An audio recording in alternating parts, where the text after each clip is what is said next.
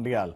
तो चांद पर जिस चीज का इंतजार था, पूरी दुनिया जिसे तलाश रही थी, उसे तलाश किया है भारत ने। जी हां, चंद्रयान-3 के चंद्रमा के दक्षिणी ध्रुव पर लैंड करने के बाद से एक के बाद एक खुशखबरी सामने आ रही है और अब जो खबर सामने आई है वो बहुत जरूरी भी है। दरअसल चांद पर जो ऑक्सीजन मिल गया है, ऐसी खबरें सामने आई हैं और रोवर प्रज्ञान अपना लगातार काम कर रहा है। रोवर प्रज्ञान ने बहुत सारी इंफॉर्मेशन साझा की है और इसी में ये जानकारी भी साझा की गई है इसरो को, और इसरो के जरिए सभी को ऑक्सीजन मिला है।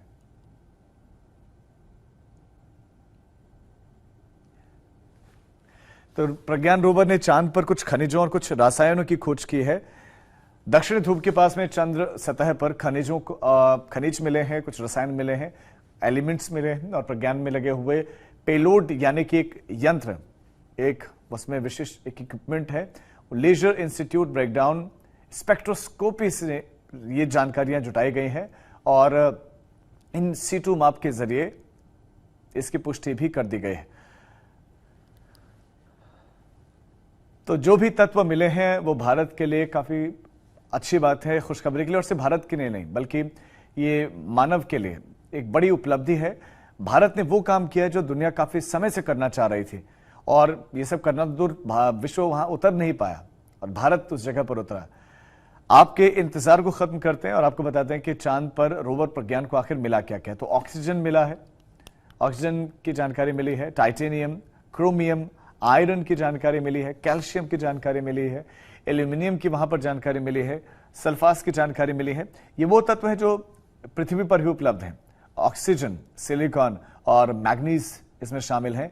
ये वो तत्व हैं, ये वो विशिष्ट तत्व जो चांद पर मिले हैं और इसीलिए बहुत बड़ी ये इसको सफलता माना जा रहा है। चांद के दक्षिणी ध्रुव में उतरना और उतरने के बाद परीक्षण करना बहुत बड़ी उपलब्धि। इस वक्त हमारे साथ प्रोफेसर PD सहारे जी जुड़ गए हैं और फिजिसिस्ट हैं और विस्तार से हमें इस बारे में और जानकारियां देंगे।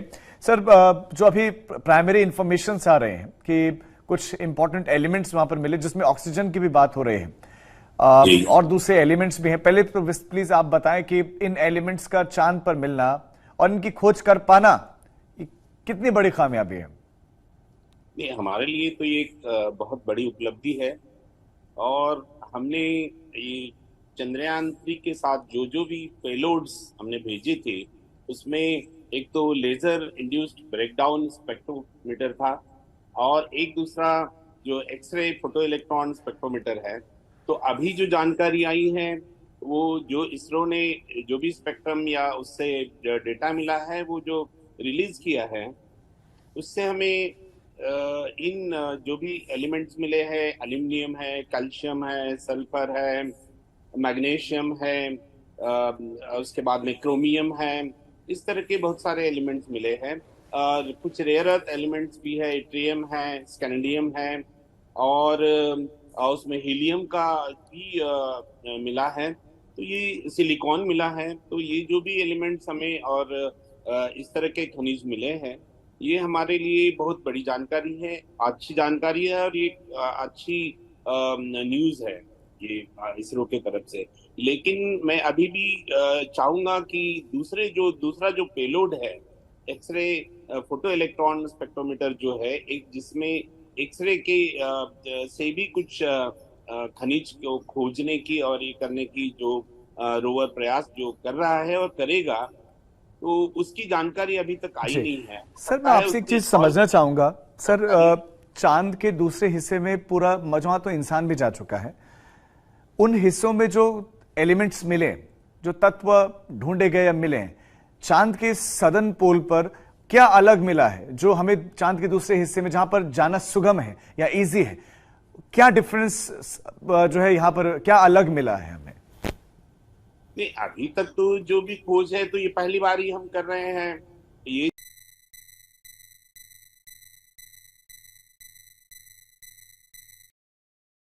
है, उसमें से ये पहली बार जानकारी मिल रही है। तो इससे हम दूसरे इसमें क्या मिलेंगे इसकी पर, लेकिन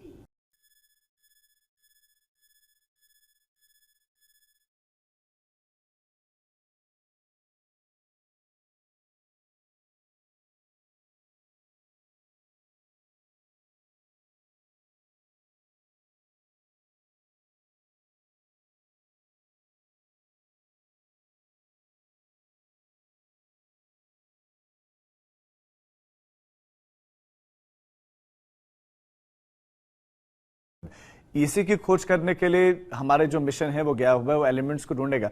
इसमें ऑक्सीजन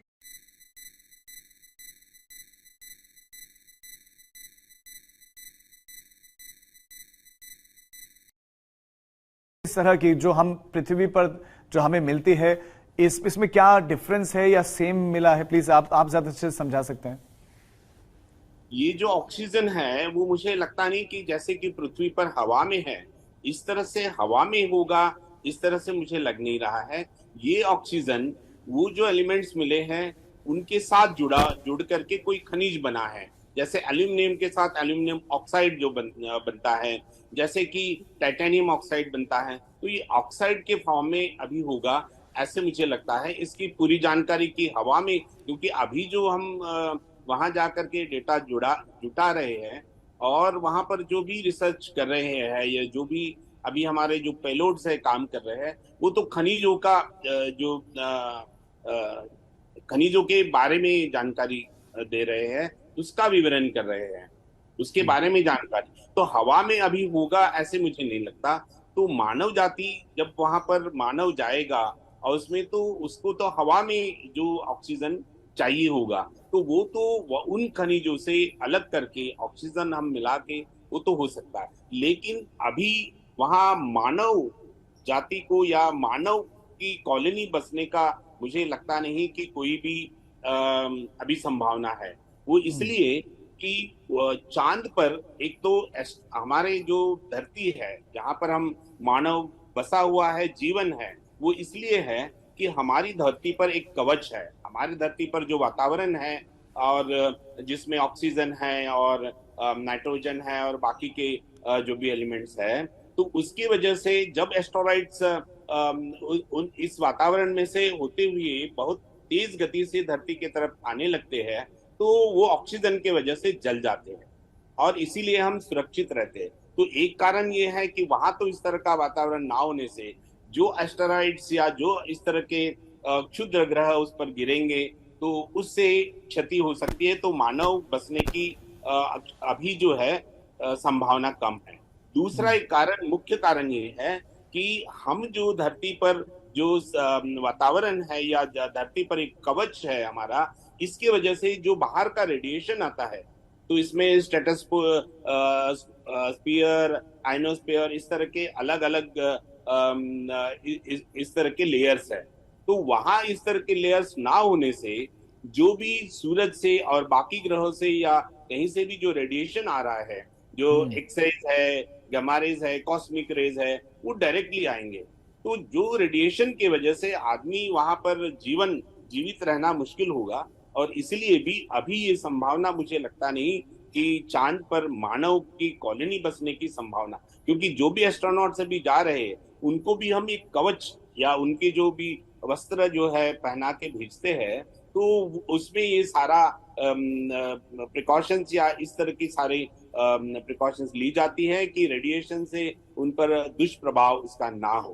तो इन दो कारणों से, मुख्यतः दो कारणों से, और ऑक्सीजन भी हवा में ना होने से, तो इन तीन कारणों से मुझे लगता नहीं कि वहां पर हाल ही में या अभी मानव जाति का और या जीव का वहां पर बसना या कॉलोनी बनाना जो है कि संभव है।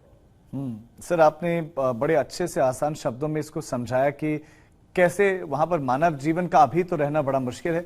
लेकिन फिर सर, फिर एक सवाल ये उठता है कि हम ये सारी जो इन्फॉर्मेशन जुटा रहे हैं, हम इतना प्रयास वहां पर हमने किया, इतना करोड़ों हम खर्चा कर रहे हैं, तो सिर्फ इन्फॉर्मेशन के लिए कि वहां पर प्रकृति कैसी है, वहां पर धरती कैसी है, वहां की जलवायु कैसी, सिर्फ इन्फॉर्मेशन के लिए हम ये सब कर रहे हैं? और क्या हमें फिर ऐसा करना चाहिए?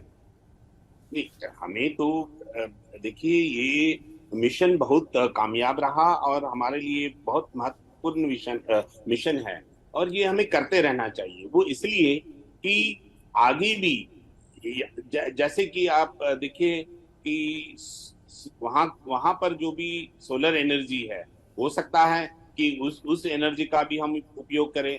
हो सकता है कि आगे हम दूसरे ग्रहों पर जहां पर हम अभी एलियंस की या जीवन की के खोज में हम लगे हुए हैं, तो हो सकता है कि एक लॉन्चिंग पैड बने हमारे लिए। तो यहाँ से हम यान वहां भेजे और वहां से फिर अंतर उसका कम होगा तो दूसरे ग्रहों पर जाना भी आसान होगा और इसकी खोज जो होगी। दूसरा कि वहां पर जो खनिज अभी मिले हैं, हो सकता है भविष्य में और तरह के खनिज मिले और वहां से उनको प्यूरिफाई करके या वहां से यहाँ ला करके भी वो उससे हमारे लिए बहुत उपयोगी और हो सकते हैं।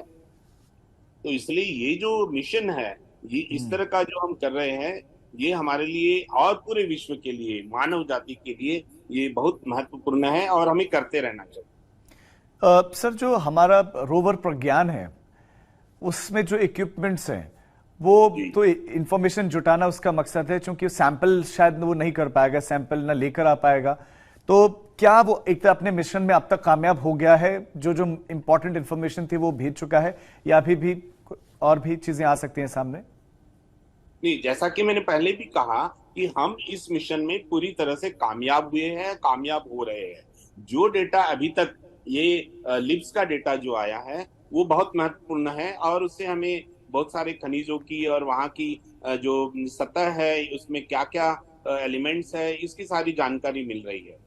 इसके साथ साथ अब मैंने कहा कि दूसरा जो इक्विपमेंट था, जो एक्सरे फोटो इलेक्ट्रॉन स्पेक्ट्रोमीटर है वहां पर, हम्म। उसका डेटा अभी तक इसरो ने रिलीज नहीं किया है और मुझे लगता है कि उसका भी डेटा आना शुरू हो गया होगा और उसका एनालिसिस वो कर रहे होंगे, तो उससे भी नई जानकारी हमें अभी मिलेगी। जैसे कि पहले भी पानी की खोज हमने की थी, तो सबसे पहले जो हम वहां पर गए मिशन चंद्रयान 1 और 2 हम फेल नहीं मानते हैं, क्योंकि 2 में भी जो है उसके जो ऑर्बिटर अभी ये हो रहा है उसी से कम्युनिकेशन हो रहा है और उसी से सारा डेटा हम जुटा पा रहे हैं। तो हमारे सारे मिशन वहां पर कामयाबी ही हम मानेंगे और कामयाब हुए हैं। और अभी जो दूसरा जो पेलोड है उसका डेटा रिलीज करेंगे तो उसमें और भी जानकारियां हो सकता है हमें मिल सकती है और आ सकती है। जी। पानी की खोज की दिशा में ये सर कितनी क्या उस दिशा में क्या कुछ हुआ है अब तक?